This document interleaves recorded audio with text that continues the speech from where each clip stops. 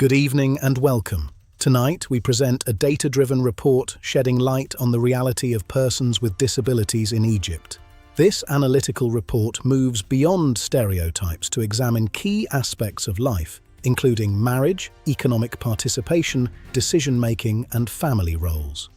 Let's begin with marital status. The data reveals that marriage is the most common social status among persons with disabilities, representing 61.3% of the total sample. However, a closer look shows a significant gender gap. About 74.2% of males with disabilities are married, compared to just 49.3% of females. At the same time, women recorded much higher rates of widowhood, reaching 37.1% compared to only 6.4% among men. Divorce rates remain relatively low at 2.4%, while separation is minimal. These figures point to deeper social and economic factors influencing marriage opportunities. Moving to marriage preferences and social integration. The data shows that a large proportion of persons with disabilities prefer marrying a non-disabled partner. This trend is especially clear among individuals with physical and visual disabilities, where more than half expressed this preference. In contrast, the percentage of those who prefer marrying someone with the same disability remains very low, generally between 0 and 6%. However, some groups expressed a different perspective.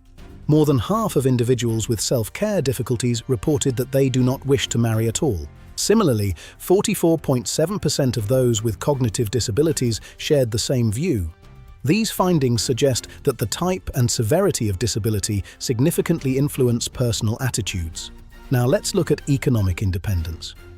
Contrary to common assumptions, the data highlights a strong economic role for persons with disabilities within their families. In some groups, more than 3/4 contribute directly to household expenses. They are not merely dependent, but are active contributors to their households. For example, 77.9% of individuals with upper physical disabilities and 77.2% of those with visual disabilities actively participate financially. A notable percentage, reaching 37.3% among individuals with memory and concentration difficulties, hand over their entire income to their families. Turning to personal decision-making. The data reveals varying levels of independence depending on the type of disability.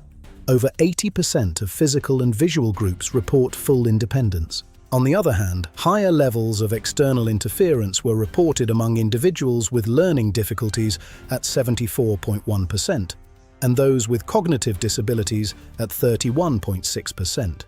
This suggests that while many are fully capable of making independent decisions, some groups may require additional support systems to improve overall quality of life.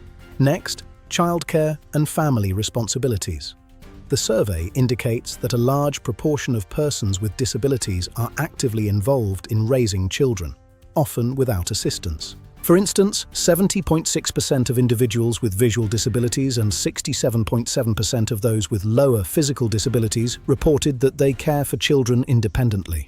These findings challenge common misconceptions and demonstrate that many persons with disabilities are fully capable of managing family life and parenting responsibilities. Finally, perceptions of the suitable age for marriage.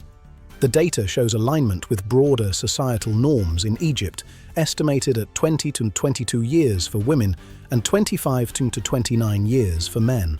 In conclusion, this report presents a more balanced and realistic picture of persons with disabilities in Egypt, highlighting strong family participation and economic contribution.